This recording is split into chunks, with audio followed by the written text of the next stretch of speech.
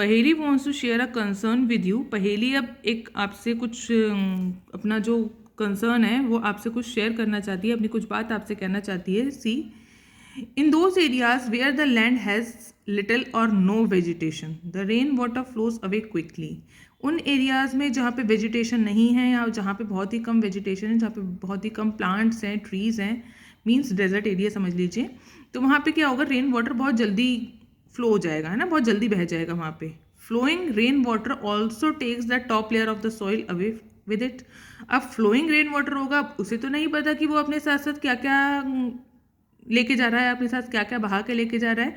तो जो flowing rain water होगा वो क्या करेगा, सॉइल की टॉप लेयर को अपने साथ बहा के ले जाएगा। There are few areas where most of the land is covered with concrete.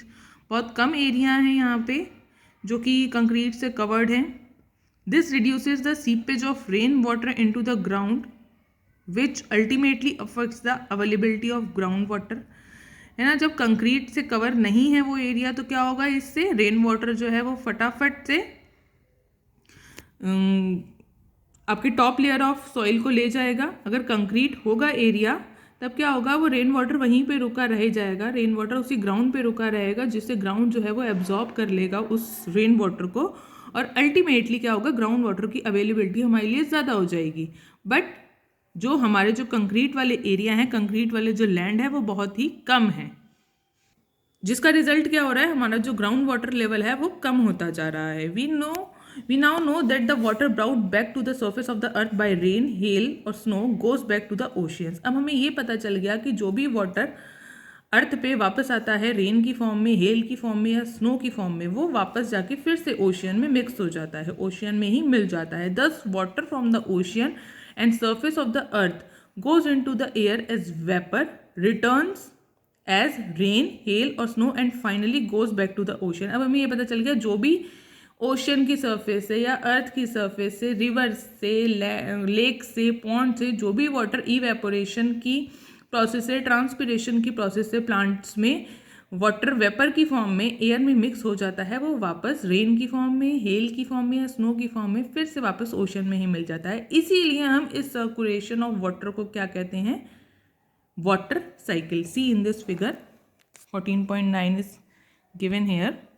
देखिए जो एरो आपको अपवर्ड्स शो हो रहे हैं, मीन्स ये वाटर जो है ये, देखिए सी आपको दिया हुआ है, ओशन दिया हुआ है ना, सी ओशन या लेक समझ लीजिए, रिवर समझ लीजिए, आप कुछ भी समझ लीजिए, ग्राउंड वाटर अर्थ की सरफेस समझ लीजिए, यहाँ से वाटर इवेपोरेशन की प्रोसेस से देखिए ऊपर जा रहा है, एयर में मिक्स होके फिर क्लाउड फॉर्म हो रहा है, क्लाउड से फिर रेन आ रही है, तो फिर से ये रेन यहाँ पे आके फिर से ये रिवर या लेक्स या ओशियन में ये फिर से वापस पहुँच रहा है। तो इस तरह से ये एक सर्कुलेशन चलता रहता है वाटर का। अब सर्कुलेशन किसका हो रहा है, वाटर का हो रहा है, तो that is why it is called water cycle.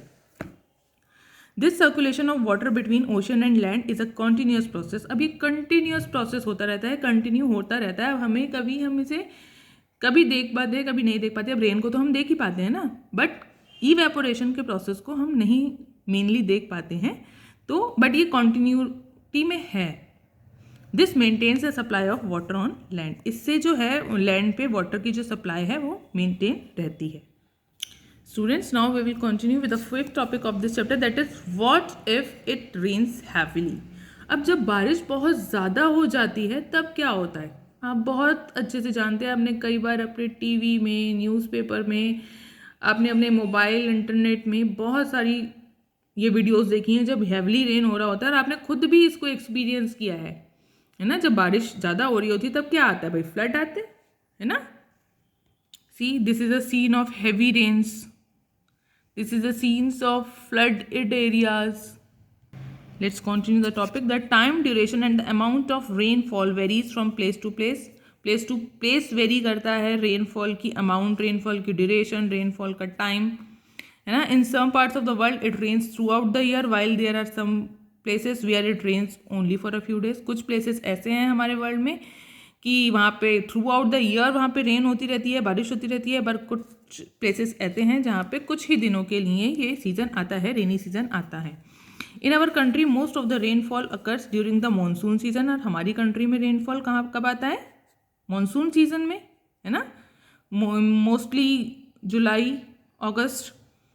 Rain bring relief specially after hot summer days, और रेन जो है आपको पता ही है एक हॉट समर डेज के बाद कितनी रिलीफ हमारे लिए लेके आती है। हम भी कहते हैं जब बहुत ज़्यादा गर्मी हो रही है तो भगवान जी बारिश कर दो, भगवान जी बारिश कर दो, है ना। The sowing of many crop depend on the arrival of monsoon. जो क्रॉप्स होती हैं उनकी भी जो सोइंग पीरियड होता है वो डिपेंड करता है अराइवल ऑफ मानसून पे। उनका जो कटिंग सीजन होता है भाई मानसून से पहले ही गेहूं की कटाई कर ली जाती है ना।